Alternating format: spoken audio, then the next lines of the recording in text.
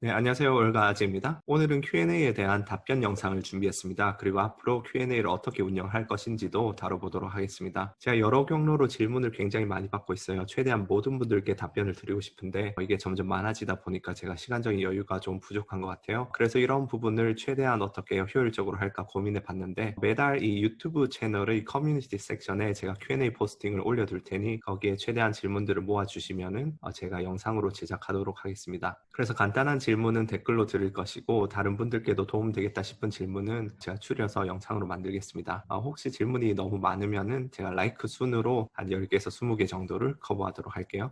그리고 참고로 이 커뮤니티 포스팅에 올라온 공개 질문은 이제 아이디가 어차피 공개니까 익명 처리를 따로 하지 않겠습니다. 그리고 부탁 말씀을 제가 좀 드리자면은 답변하는데 시간이 조금 오래 걸리는 질문은 제가 좀 세세하게 신경 써 드리기가 좀 힘들어요. 어떤 분들은 종목 분석 같은 거 해달라고 요청하시기도 하고 어떤 분들은 무슨 영상을 보고 좀 답변을 달라 하시기도 하고 어떤 분들은 프로그램 같은 걸 만들었는데 이거 프로그램을 좀 봐달라고 하신 분들도 계신데 프로그램 만들어서 이제 보내주신 분들 굉장히 감사합니다. 제 영상을 보시고 이제 일일이 정리도 하시고 그런 프로그램을 만드시는 게 참 감동이고 뿌듯하더라고요. 그래서 신경을 많이 못 써드리는 게 좀 죄송하기도 한데 제가 어쨌든 본업도 있고 회사 다니면서 석사도 하고 있고 뭐 2살짜리 육아도 하고 있고 해서 시간을 정말 쪼개서 새벽에 조금 유튜브를 하고 있는 실정이라서 영상 업로드 시간을 보시면 알겠지만 어떤 때는 막 새벽 3시 업로드하고 그러거든요. 그래서 최대한 많은 분들께 질문 답변을 드리려면은 질문 하나당 뭐 2, 3분은 넘지 않는 레벨에서 요청을 해주시면은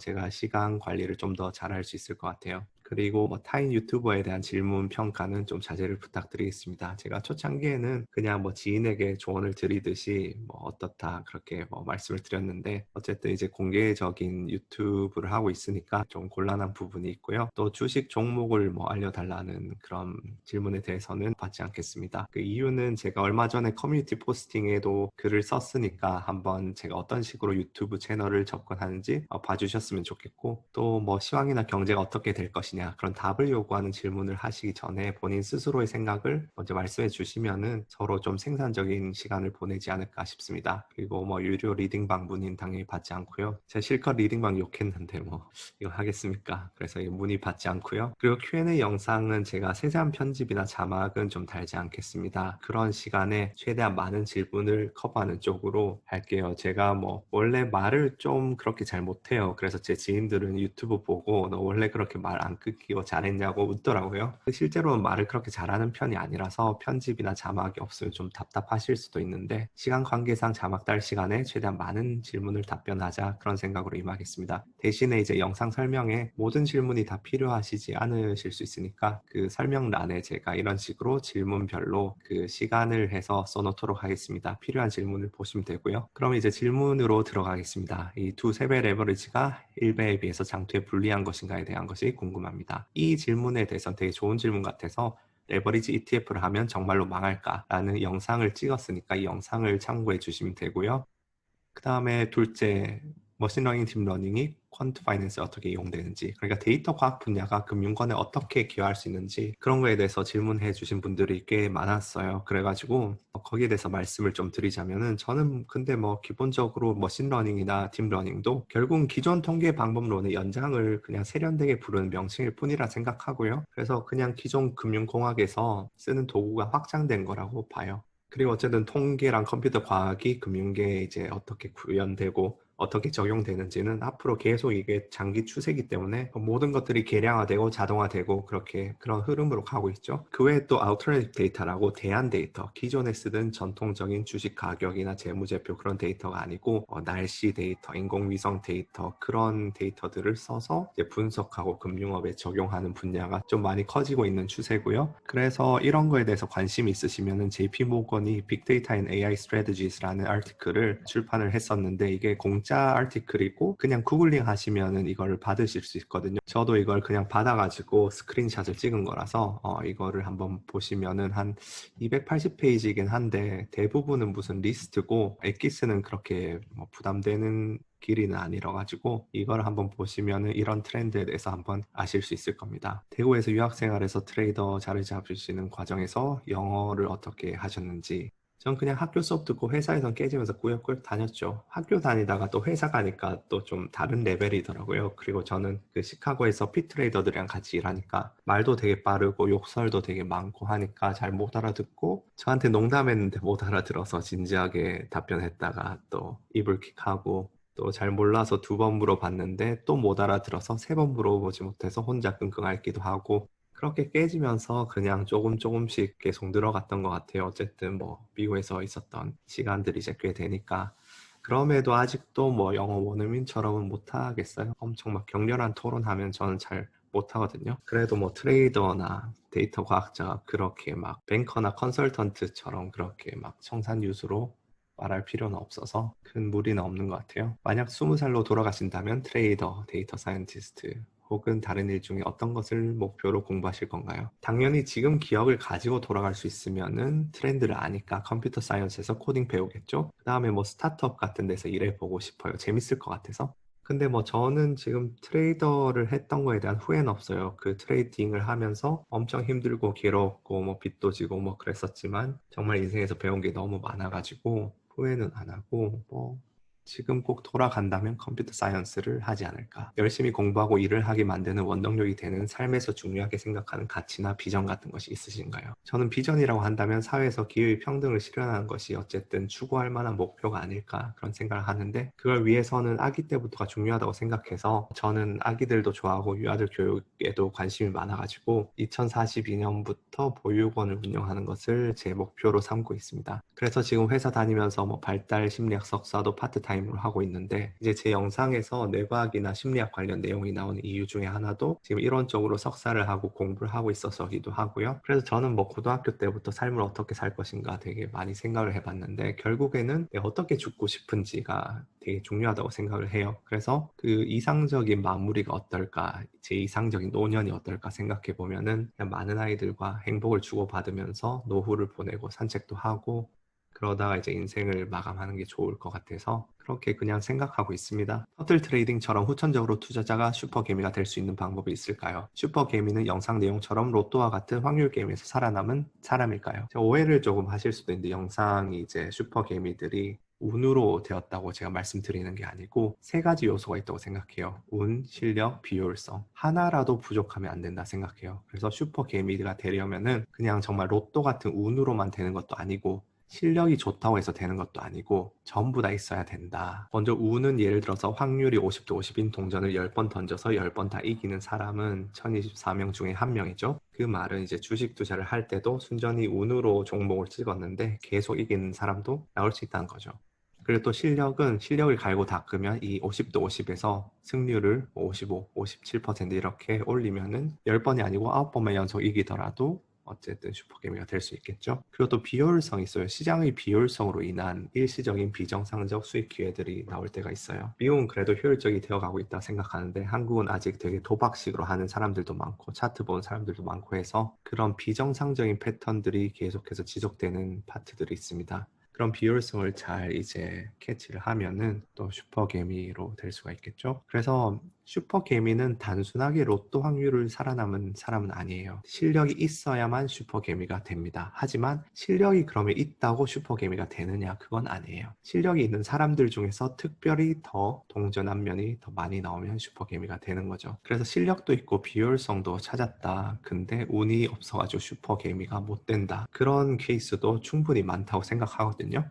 근데 이런 경우에 슈퍼 개미를 목표로 삼게 되면은 이 모자라는 운을 리스크를 더 많이 져서 슈퍼 개미가 되어보려 하고 그러다 보면은 파국으로 치닫게 되는 거죠. 그래서 결론적으로 운만으로 슈퍼 개미가 되신 분은 잘 없다. 실력도 있고 비효율성도 잘 찾으신 분들이다. 근데 그렇다면 실력이 있고 비효율성이 있다고 꼭 슈퍼 개미가 되냐? 아니다. 운도 필요하다. 이렇게 생각하시면 되겠습니다. 그다음 5년간 어떻게 공부를 해야 되는지 전 가장 중요한 것은 어떤 방식의 투자를 할 것인가를 결정하고 투자라는 행위에 얼마만큼의 시간을 쏟을 수 있는지 쏟을 것인지 거기에 대해서 먼저 결정을 하셔야지 어떤 식으로 공부할지가 나온다고 생각하거든요. 왜냐하면 투자랑 트레이딩도 정말 수백 가지 방식이 있기 때문에 거기에 대해서 먼저 아셔야지 무슨 공부를 할지를 아시니까. 그래서 선행편 10편을 참조하시기 바라겠고 근데 일반적으로 주식을 뭐 뭉뚱그려서 접근해 보시겠다 그런 분들은 미시적인 공부보다는 어쨌든 전체적인 흐름 등의 거시적인 공부를 시작하는 것을 추천드립니다. 왜냐하면 어떤 특정한 회사만 보고 있으면은 이 회사가 뭐 바이오 주식인데 최근에 올랐다. 이게 이 회사가 오를 것이라서 올랐는지 아니면은 전체적인 경제 흐름, 산업 흐름 때문에 그런 건지 잘 알 수 없기 때문에 위에서부터 점점 미시적인 것으로 가시는 것을 추천드립니다. 그리고 제가 말씀드렸듯이 이 기본편 커리큘럼을 어느 정도 따라오시면 이걸 다 하시고 나시면은 물론 제가 모자란 부분도 있고 빠뜨린 부분도 있겠지만 그래도 최소한 어떤 부분을 공부해야겠다 그런 건 좀 아실 수 있지 않을까 싶습니다. 차트만 보고 투자를 하려는 사람 중 한 명입니다. 이거는 전 추천하지 않습니다. 그렇게 주식 가격이 움직이는 이유는 굉장히 다각도가 있는데 이쪽에서도 보고 이쪽에서도 보고 저쪽에서 다 봐야지 이게 전체적인 스토리가 읽히는데 차트만 보겠다는 것은 이 어떤 방향에서 이렇게 찰칵 사진을 찍어서 2D 사진만 보겠다, 평면의 사진만 보겠다, 이 다른 쪽에서 본 그런 스토리들을 다 빼놓고 이것만 보겠다 하는 것과 마찬가지죠. 그렇게 현명한 투자라고 볼 수는 없고요. 그래서 후속 질문도 이제 장마감과 장시작에 나오는 갭상승과 갭하락이 왜 생기는지 근본적인 이유를 알고 싶습니다. 일단 기계적인 이유는 수급으로 결정되는 거죠. 시초가 같은 경우에는 이런 개장시 지정가, 시장가 주문들이 모여서 시초가를 결정하는데 갭이 왜 생기냐? 이것도 마찬가지로 차트만 보시니까 이 전체적인 스토리가 잘 안 읽히는 거죠. 주말간 일반적으로 뉴스 그런 거에 의해서 갭이 생기겠죠. 그래서 어쨌든 차트만 보고 하는 거는 마치 한쪽 눈을 가리고 뭔가 사물을 판단하려 하겠다. 구태여 그럴 이유는 없다고 생각합니다. 주식으로 돈 벌려면 트레이딩만이 답인가요? 장투에서 돈 벌었다는 사람들은 다 옛날 사람 같아요.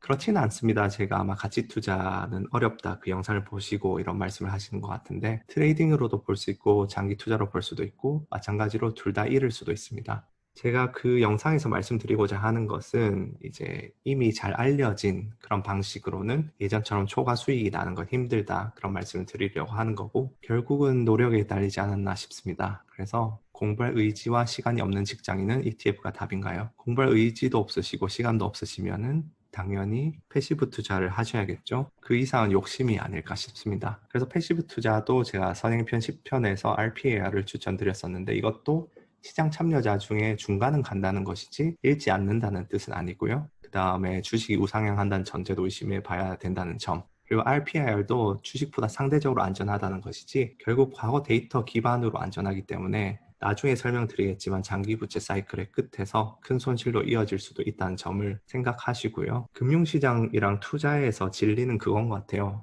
더 높은 수익을 원하면 그만큼 더 높은 리스크를 져야 된다. 은행 예금보다 높은 수익률을 내고 싶으면은 은행 예금보다 높은 리스크를 짊어지는 건 어쩔 수가 없어요. 같은 리스크에서 좀 더 높은 수익률을 내는 것은 실력밖에 없겠죠. 공부할 의지와 시간을 가지고.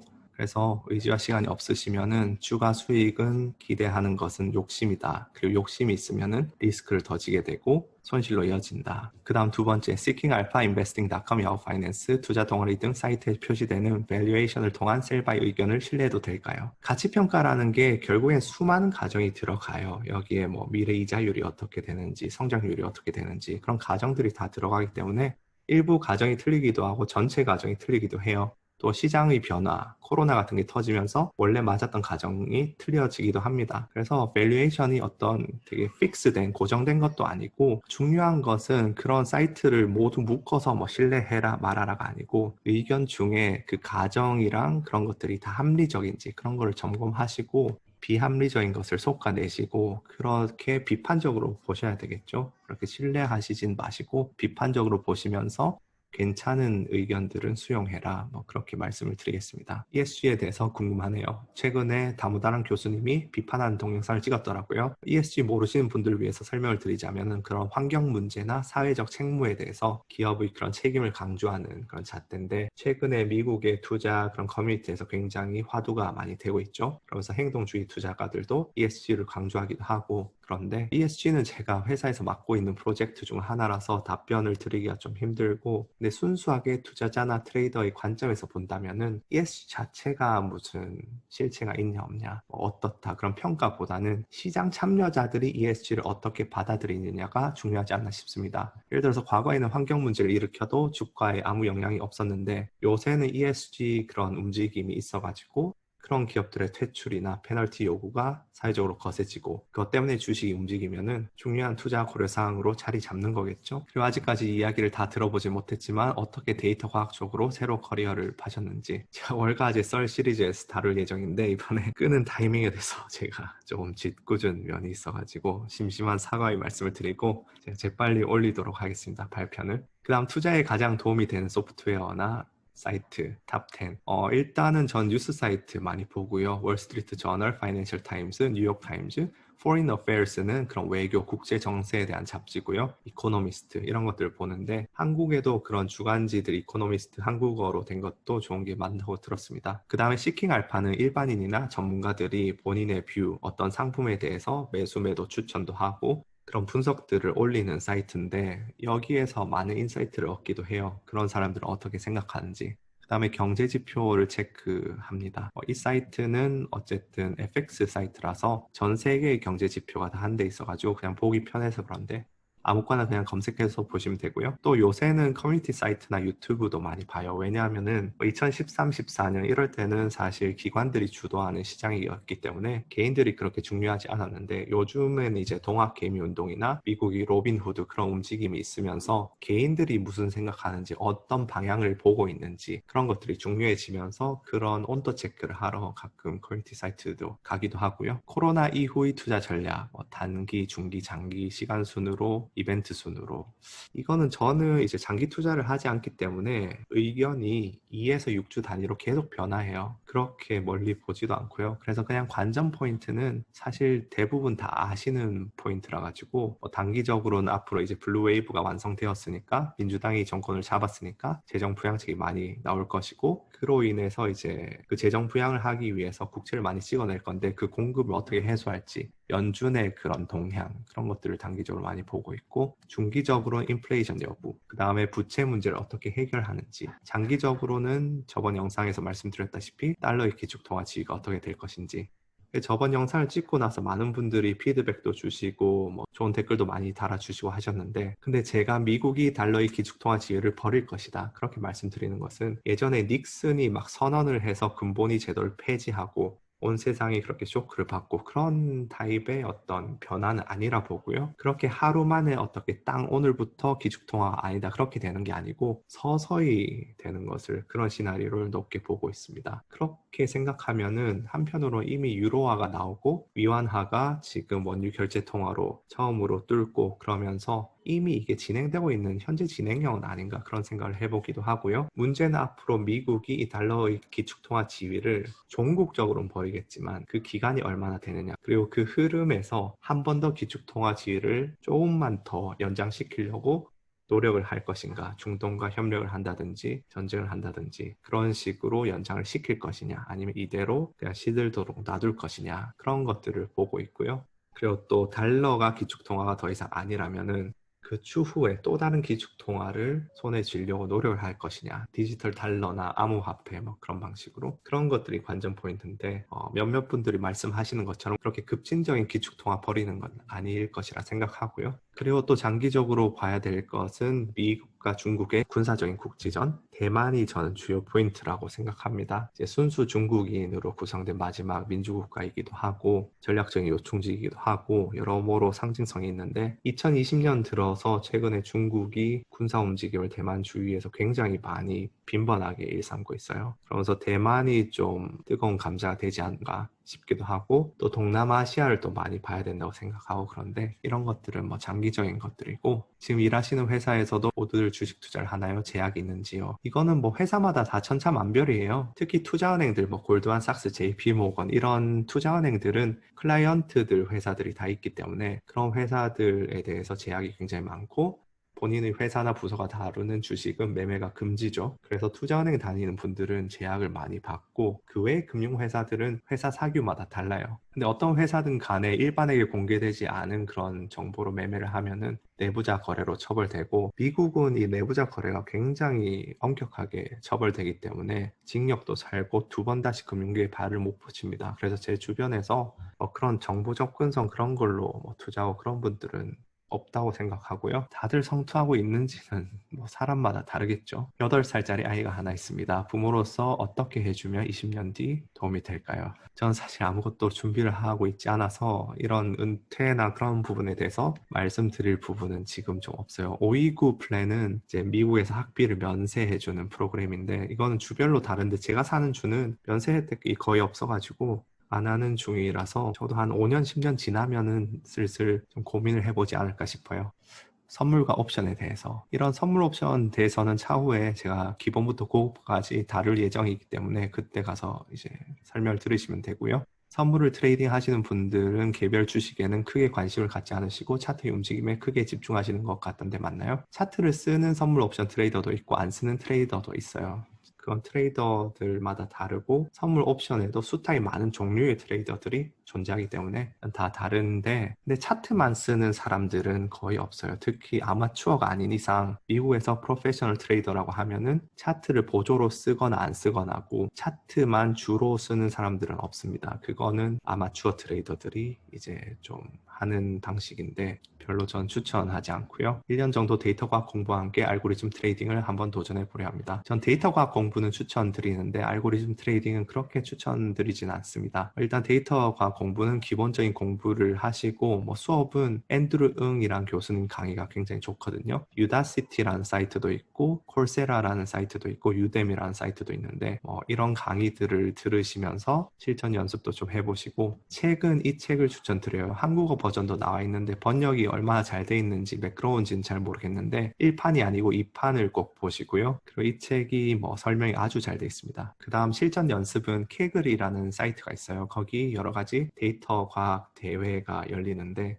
회사들이 데이터를 주고 거기에 대한 대회를 하는데 거기에 보면 되게 고수들이 자기들 코드랑 설명 어떤 식으로 접근하는지를 많이 토론 게시판에 되게 올려놔요. 그래서 그런 걸 보시면은 도움이 많이 되시지 않을까 싶고요. 알고리즘 매매는 뭐 1년 만약에 휴학을 하시고 취업 공부 겸 하시는 거라면은 어쨌든 취업에도 도움이 되시는 코딩이나 데이터 과학 쪽을 많이 집중하시는 게 좋지 않을까 싶어요. 알고 매매는 개인이 가능한지는 시장에 따라서 다르겠죠. 근데 점점 앞으로 인프라랑 속도가 중요해지면서 힘들어지는 추세이기 때문에 뭐 95% 개인이 실패한다는 이야기도 있더라고요. 그래서 어쨌든 1년이 있으시면은 데이터 과학에 집중하시는 게 좋겠다 말씀을 드리고요. 개인에게 불공정하고 어려운 게임판 이 링크는 제가 보니까 무차익 공매도 불법적으로 기관들이 하고 뭐 그런 거에 대한 기사인 것 같은데 저는 한국 금융 규제 문제 굉장히 많다고 생각을 합니다. 동감을 하고 일단 불필요한 규제도 굉장히 많고요. 그 다음에 저는 가장 문제가 금감원의 독립성과 권한을 굉장히 강화해 줘야 된다고 생각해요. 독립성과 권한이 좀 적기 때문에 그런 부분들도 있고 미국 같은 경우에는 금감원들이 굉장히 대우도 좋고 돈도 많이 벌고 하는데 한국도 한국 금감원 그런 직원분들한테 만약에 내부자 거래나 그런 걸 적발하면은 거기서 나온 벌금의 뭐 10%를 인센티브로 금감원 직원들한테 준다. 그런 식으로 좀 운영해야 되지 않나 싶습니다. 그런 식으로 독립성과 권한 강화하고 인센티브도 줘서 이런 도덕적 해이나 아니면 불법적인 일들을 좀 많이 처벌해야 되지 않나 싶습니다. 그리고 또 불법을 적발해도 솜방망이 처벌이 많더라고요. 또 그런 처벌 받은 사람이 버젓이 또 금융계에서 일하고 있고 그런데 이런 건 좀 정치권이 불법에 많이 연루되어 있기 때문에 그렇지 않나 싶습니다. 뭐 옵티머스나 라임이나 그런 문제들이 그래서 뭐 이런 부분들도 앞으로 차차 좀 선진화되었으면 하는 바람이 있습니다. 제 생각이고요. 해외 취업, 미국 이민에 관해서 지금은 일단 다뤄야 될 것이 너무 많은데 제가 시간이 좀 촉박해서 생각하지 않고 있는데 월가제 썰 시리즈가 끝나면은 너무 뭐 지루한 채널이 되면 안 되니까 생각은 해보겠습니다. 의견 감사드리고요. 분할 매매에 대해서 분할 매매도 여러 가지 도구 중 하나일 뿐이기 때문에 절대적으로 해야 된다, 말아야 된다 이렇게 나뉘는 게 아니고 전략에 따라 다르고 사람에 따라 다르겠죠. 그래서 일반적으로 그냥 제 생각에는 매매 수익이 변동성이 너무 크다. 그 매매 수익의 변동하는 폭이 너무 손실이 컸다가 수익이 많다가 하시면은 분할을 좀 하시고 또 전략에서 정확한 시점을 못 맞추는 것이 수익에 큰 영향을 미친다. 그런 경우에는 또 분할 매매를 또 하셔야겠죠. 기관이나 컴퓨터들도 마찬가지로 전략과 상황에 따라 다 다릅니다. 경제와 투자를 공부하기에 추천하는 책. 전 책보다는 경제 뉴스나 칼럼 등을 읽으시는 것을 추천드리는데 뉴스도 그런 팩트 기반한 기사보다는 어떤 의견을 논리적인 사고로 어떻게 설명한 칼럼 등을 읽으시면서 어떤 식으로 결론에 도달하는지를 보시는 것을 추천드립니다. 그리고 뭐 사이트로는 Seeking Alpha, 아까 말씀드린 seekingalpha.com이나 한국에서는 뭐 스낵.ai가 그런 걸 지향하는 사이트인 것 같은데 얼마나 좋은 기고문들이 많은지는 잘 모르겠는데, 이런데 이제 보시면은 그런 데이터를 기반하고 그런 논리의 사고 과정을 통해서 매수 매도 의견 추천까지 가는 그 흐름을 잘 읽으시고 어떤 식으로 접근하는지, 어떤 데이터를 보는지, 어떤 경제 지표를 보는지 그런 것들을 많이 연습하시는 것을 추천드립니다. 그래서 읽으면서 모르는 용어나 개념은 영어는 인베스토피디아나 아니면 나무 위키만 봐도 충분히 좋은 설명들이 많아요. 그래서 그냥 이렇게 접근하시는 걸 추천드리고요. 책은 저도 한국 책들을 좀 많이 봤는데 아무래도 출판사에서 출판을 해야 되다 보니까 한 50페이지면 설명 가능한 그런 주제인데 굿해어 300페이지로 늘려놓는 케이스들을 많이 봤거든요. 그래서 좀 효율적인 공부 방법은 아닌 것 같고요. 음악은 재능이 너무나 중요하고 후천적인 능력보다 선천적인 능력이 중요한데 주식 투자자나 트레이더도 선천적인 재능이 중요한가요? 투자나 트레이딩 방식에도 수백 가지가 있기 때문에 어떤 특정한 방식에 중요한 선천적 재능이 있을 수는 있어요. 근데 사람별로 꼭 그 특정한 방식을 안 해도 되기 때문에 각자에게 알맞은 방식이 있다고 저는 생각하고요. BNF처럼 트레이딩 하는 게 2020년에도 가능한가요? BNF도 아마 그 백인의 전설 시리즈에서 다룰 예정인데 그런 이평선의 괴리율을 기반으로 한 방식, 예를 들어서 그런 것들은 기계적인 측면에서는 요즘엔 엣지가 없겠죠. 근데 그 방식을 또 어떤 다른 분석, 데이터, 직관 그런 걸로 혼합하느냐에 따라서 엣지가 존재할 수도 있겠죠. 이거는 뭐 이렇게 단답형으로 제가 그렇다 아니다 말씀드리기는 힘들고요. 데이터 과학에 대해서 금융에 어떻게 적용되는지 이것도 첫 번째 질문 보시면 될 것 같은데, 알고리즘 매매, 퀀터멘탈, 기계학습, 대한데이터, 아까 전에 말씀드린 JP 모건의 아티클을 참조하시는 것도 좋겠고요. 인공지능 투자가 퀀트라는 책을 재미있게 봤는데 저자분은 아니신지요? 네, 아닙니다. 저자는 아니고 해당 책에 제가 등장하기는 해요. 근데 저는 나중에 그걸 발견하고 제 허락 없이 넣은 거라서 전 삭제해달라고 요청을 했고 저자는 아닙니다. 소프트웨어 학과가 금융 쪽으로 취업하는데 필요한 것들, 한국은 어떤지 모르겠는데 미국에서 금융계 개발자로 취업하는데 요구되는 것은 오로지 코딩 실력밖에 없어요. 실제로 한국 대학에 계시다가 코딩 대회 같은 거 우승하시고 해서 미국 헤지펀드가 모셔한 케이스도 종종 보이고 하는데 거의 코딩을 순수히 보고요. 굳이 이제 한국에서 뭐 금융 쪽 지식이 필요하다, 그래서 준비해야겠다 싶으시면은 CFA 1차 정도 따시는 걸 추천드립니다. 그러면은 전반적인 어떤 지식은 커버가 되지 않을까 싶고요. 대학을 졸업하고 해외 대학원에 진학할 의향이 있는데 도움이 되나요? 한국에서 취직하실 생각이면은 요새는 뭐 유학 프리미엄이 그렇게 많지는 않은 것 같아서 굳이 그런 돈을 쓰실 필요는 없다고 보고요. 특히 소프트웨어, 뭐 컴퓨터 개발 쪽이시면은 학위가 중요한 게 아니기 때문에. 근데 미국에서 취업하실 거면은 아마 필수가 아닐까 싶습니다. 아까 전에 말씀드린 분들처럼 그런 대회에 나가서 두각을 나타내실 게 아니라면 특히 선물과 옵션에 대해 공부하고 싶습니다. 영어로 된 서적. 옵션 Volatility and Pricing, 네이튼 버그라는 사람이 지은 건데 이 사람도 시카고 트레이더거든요. 제가 시카고 회사에 있을 때 이거를 이제 신입 트레이더들 교육시키는 교재로 썼었는데 이 책을 추천드리고, 또 파생상품 전반에 대해서 이제 바이블이라고 불리는 존 헐의 책이 이제 있습니다. 근데 뭐 저는 이 책은 이렇게까지 굳이 할 필요가 있나 그런 생각을 하기도 해요. 근데 어쨌든 이 두 책이 가장 대표적인 책이 아닐까 싶고요. 이상으로 Q&A 답변 영상 1편을 찍어봤는데 앞으로 유튜브에 그런 커뮤니티 이 섹션에 제가 이번에 1월달 그런 포스팅도 올려둘 테니까 거기에 질문을 좀 모아주시면은 다른 분들도 그런 질문을 보면서 공부하실 수 있고 좀 도움이 될 것 같습니다. 감사합니다.